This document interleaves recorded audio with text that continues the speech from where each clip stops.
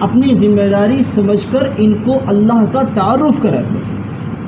ایسا تو نہیں ہوا، بدل اس کے کہ ہم ایسا کرتے اور الٹا ہمارے الفاظ ان کے جیسے ہو جاتے ہیں.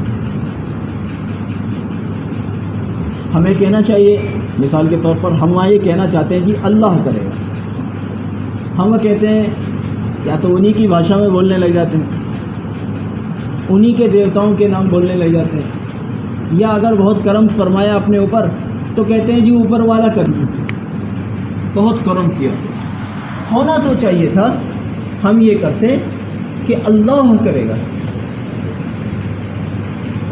ہمارے دل سے بھی اس کا رعب نکلتا اور اس کے کانوں کے ذریعے جو اس کے دل اور دماغ پر اللہ کا نام پہنچتا تو اس کے دل پر جو شیطان راج کر رہا ہے اس پر بھی ہو سکتا ہے کہ یہ لفظ اللہ کی چوٹ اس کے اندر بیٹھے ہوئے شیطان کو توڑ دے. سمجھے؟ اگر ہمارے کسی غیر مسلم سے تعلقات ہوتے ہیں تو کئی بار ہم ان کے رنگ میں رنگ جاتے ہیں. دیوالی آئی ہے تو ان کے ساتھ دیوالی منا رہے ہیں، کوئی اور تہوار آیا ہے تو وہ تہوار منا رہے ہیں. بڑی شامت آ گئی ہے اس وقت مسلمانوں کی، سوشل میڈیا پر جا کر ان کو ان کے تہواروں کی مبارکبادیاں دے رہے ہیں. نعوذ باللہ. ہونا تو یہ چاہیے تھا ایسے موقعوں پر کہ آج آپ کے لیے خاص موقع ہے، آپ کے یہاں کوئی خاص موقع ہے، میں آپ کے لیے قرآن لایا ہوں. آپ ہندی والے ہیں تو ہندی میں لایا ہوں، آپ انگریزی والے ہیں تو انگریزی میں لایا ہوں، کسی اور صوبے کے ہیں اور وہاں کوئی اور زبان چلتی ہے تو اسی زبان میں لایا ہوں. دنیا کی ہر زبان میں قرآن موجود ہے. میں آپ کو ایک خصوصی گفٹ دینے آیا ہوں، بہت قیمتی گفٹ لایا ہوں، بہت شاندار چیز لایا ہوں. اس کی 50 تعریفیں کرنے کے بعد اس کے ہاتھ میں تھما دیں، لو دوستی کا حق ادا کرو. سمجھے؟ ایسا نہیں ہو رہا ہے، بدل اس کے کہ ہم ایسا کرتے ہیں اور ہو یہ رہا ہے کہ ہم ان کے سامنے جا کر نعوذ باللہ ان کے بتوں کی تعریف یا بتوں کی تعریف جیسے الفاظ وہ استعمال کرنا شروع کر دیں. اب یہ کیوں ہو رہا ہے؟ یہ اس لیے ہو رہا ہے کہ ہم اللہ کا ذکر نہیں کرتے. سمجھے بات کو؟ ہم اللہ کا ذکر نہیں کرتے، یہ اس لیے ہو رہا ہے. آپ نے دیکھا ہوگا بہت سارے لوگ غیر مسلموں میں جا کر سلام بھی ان کے جیسا کرتے ہیں، جبکہ بات یہ ہے اگر تم نے سلام ان کے جیسا کیا تو پہلے مرحلے میں کلمہ دہرا لو، کیونکہ ان کا سلام تو شرک ہے، ان کا سلام تو شرک ہے. ان کے یہاں ابتدا سے لے کر انتہا تک شرک ہی شرک بھرا پڑا ہے. ہمیں چاہیے تھا، دیکھو ہماری جو یہ محنت ہے نا یہ یا تو یوں کہہ لو کہ ہم عبداللہ عبد الرحمن کو مسلمان بنانے چلے، یا تو یوں کہہ لو. دیکھو ہمارے نام مسلمانوں کے ہیں، بعض اوقات ہمارے چہروں پر بھی داڑھیاں ہوتی ہیں، لیکن اللہ معاف فرمائے ہمارے دل مسلمان نہیں ہوتے، ہمارے دل مسلمان نہیں ہوتے، ہمارے دل کئی بار مسلمان نہیں ہوتے.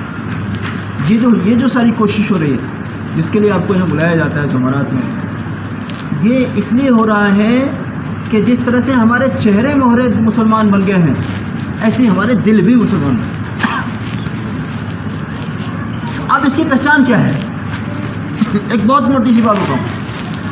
اگر آپ پہنچ جاتے ہیں نوئیڈا کے بیہڑ ویرانے میں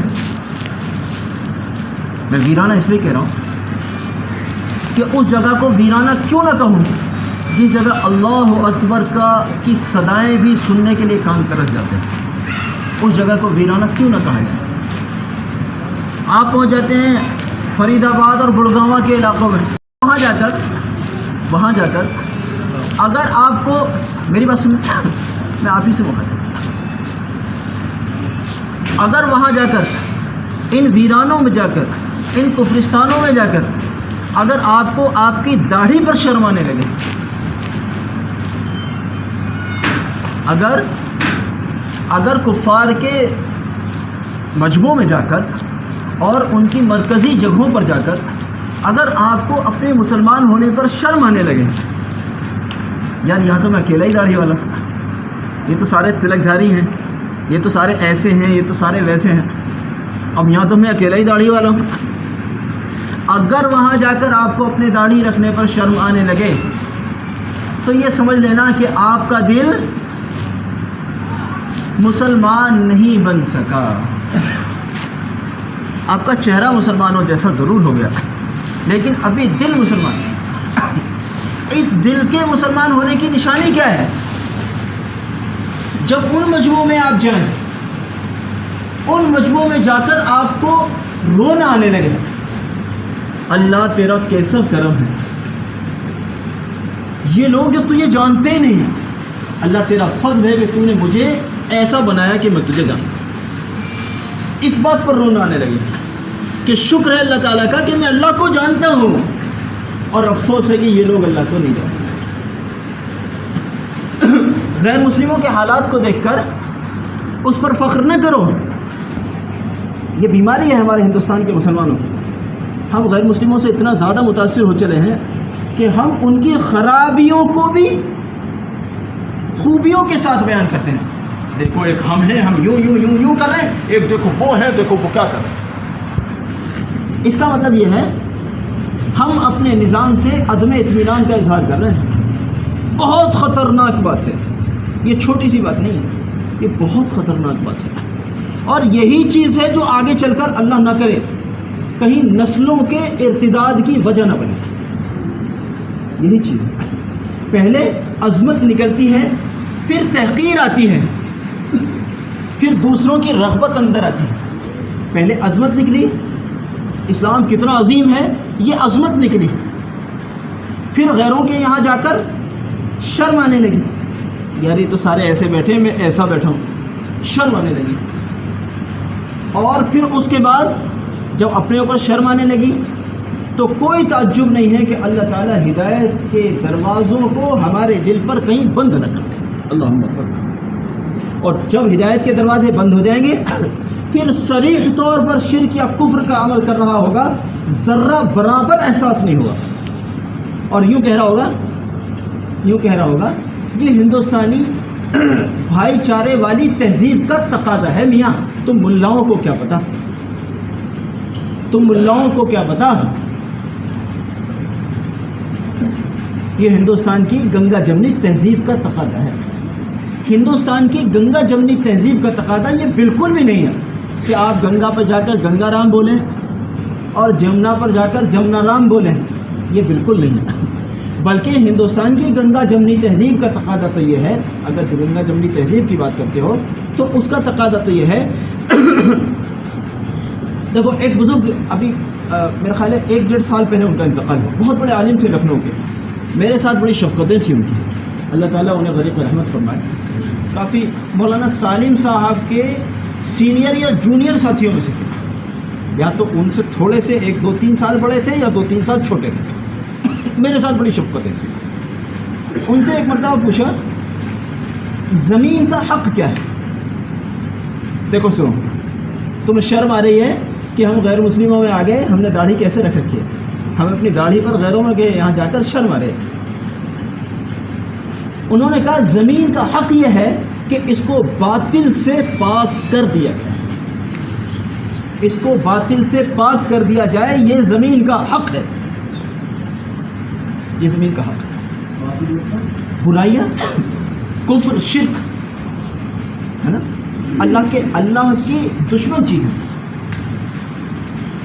سمجھے بھائی، اللہ کے علاوہ کی چیزوں سے اس کو پاک کر دیا جائے، یعنی لوگوں پر رحم کھا کر، میں نے ابھی یہ جملہ کہا، لوگوں پر رحم کھا کر ان کو کلمہ نماز سکھایا جائے، اپنی ضرورت سمجھ کر اور لوگوں پر رحم کھا کر۔ یوں کہتے ہیں، ایک واقعہ میرے ذہن میں ہے کہ قطر میں ایک مرتبہ ایک تبلیغی جماعت گشت کر رہی تھی، تو چونکہ سموع عربی ہے، اب ایسے تو نہیں ہے یہاں کی طرح یہ ایک ایران کی ایک توران کی سنائی، اور میں پتہ چلا آدھے گھنٹے کا بیان اسی پر ختم ہو گیا. ایسا تو نہیں ہے نا.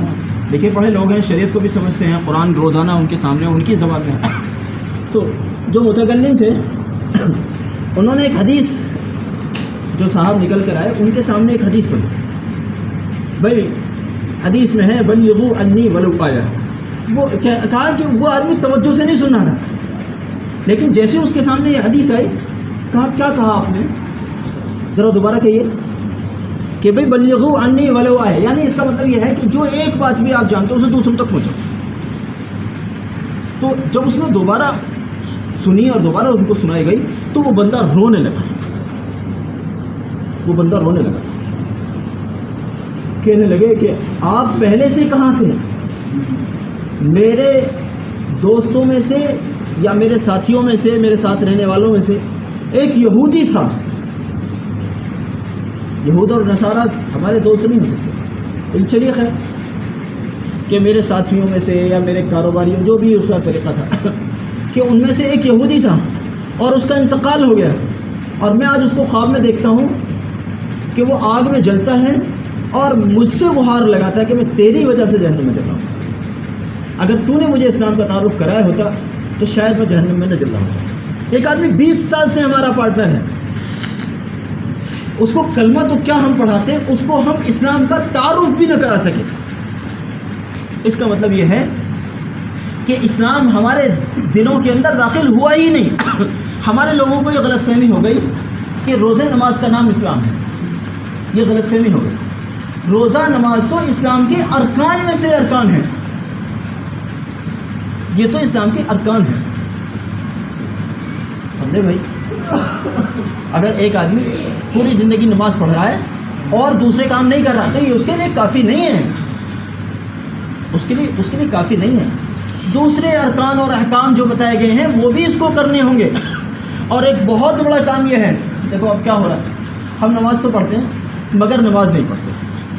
ہم نماز تو پڑھتے ہیں مگر نماز نہیں پڑھتے. مطلب کیا ہے, مطلب یہ ہے کہ نماز میں دو چیزیں ہیں نا, ایک نماز کا ظاہر ہے اور ایک نماز کا باطن.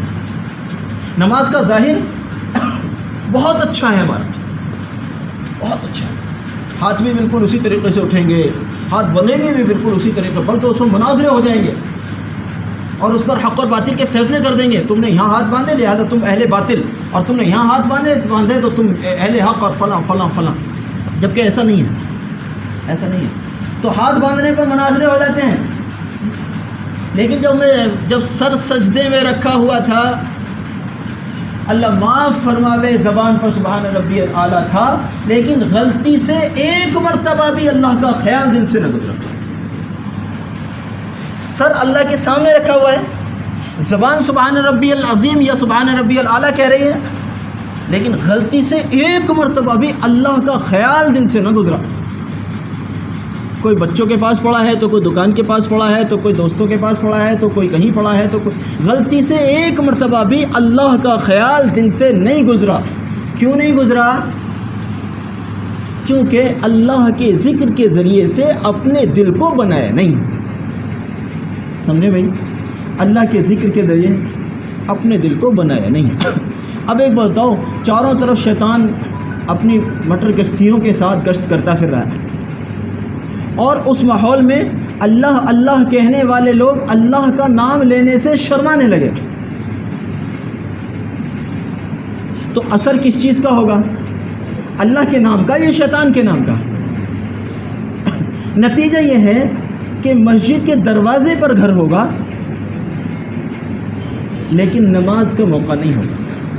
بہت ساری جگہ دیکھیں, سکندرآباد مرکز میں کھڑا رہا, مرکز کے دروازے پر گانے بج رہے تھے, کئی سال کی بات ہے, مرکز کے دروازے پر گانے بج رہے تھے, جبکہ یہ تو مبلغین کا مرکز ہے, داعیان کا مرکز ہے.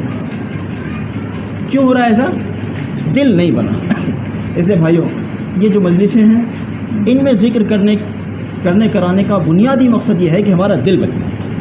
اسی لیے بیت و ارشاد کا تعلق ہم قائم کرتے ہیں, ہمارے حضرات قائم کرتے ہیں, اکابر اہل اللہ سے چلا آتا ہے.